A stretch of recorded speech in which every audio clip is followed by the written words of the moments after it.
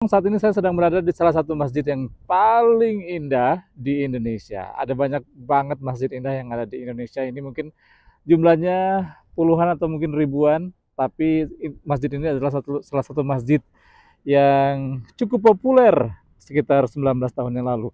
Populernya bukan karena apa, tapi karena pada saat tsunami yang terjadi pada tanggal 26 Desember tahun 2004, masjid ini adalah salah satunya atau satu-satunya bangunan yang tetap berdiri kokoh, sementara di tempat yang lain ataupun sementara bangunan yang lain di sekeliling masjid ini semuanya hancur, berantakan dan hilang di bawah air. Tapi masjid ini tetap berdiri seperti sebelumnya, hanya terjadi beberapa kerusakan dan tapi cukup parah sih kategorinya pada saat itu.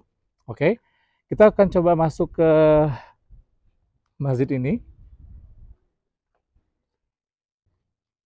Nah, barusan saja selesai sholat Jumat, jadi panitia masjid ataupun pengurus masjid Rahmatullah ini sendiri masih melakukan pembersihan dan kita akan lihat ada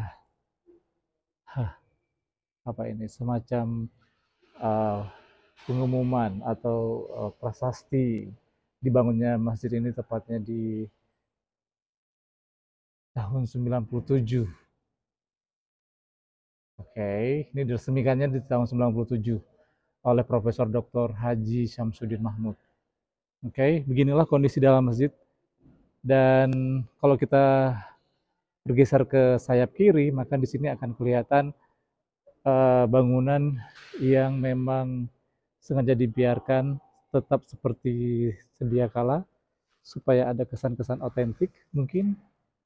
Nah, ini oke, ini juga oke.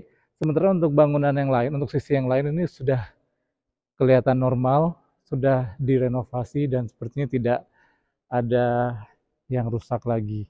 Jadi sudah direnovasi sebelumnya oleh pemerintah setempat maupun juga dengan bantuan lembaga asing lainnya. Oke, tapi kalau kita menuju ke sayap kiri, maka di sini akan kelihatan. Ini adalah bangunan yang sempat rusak dan kemudian sepertinya tidak dilakukan renovasi. Oke, dibatasi kaca ini supaya aman mungkin dari jangkauan masyarakat umum. Dan di sini ditulis ada don't forget tsunami, jangan lupakan tsunami, dan dalam bahasa Turki tsunami yi unutma. Saya nggak bisa bahasa Turki. Oke, okay. Sini sebenarnya termasuk kawasan yang dilarang masuk, nggak boleh karena di sini ada batasan kaca begini bentuknya. Tapi kita coba melangkah satu langkah aja dan melihat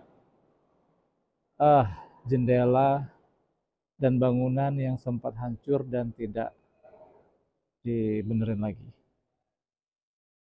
Oke, beberapa tiang masih tergeletak di lantai. Tapi untuk bangunan yang lain, untuk bagian yang lain ini sudah kembali normal seperti sedia kala.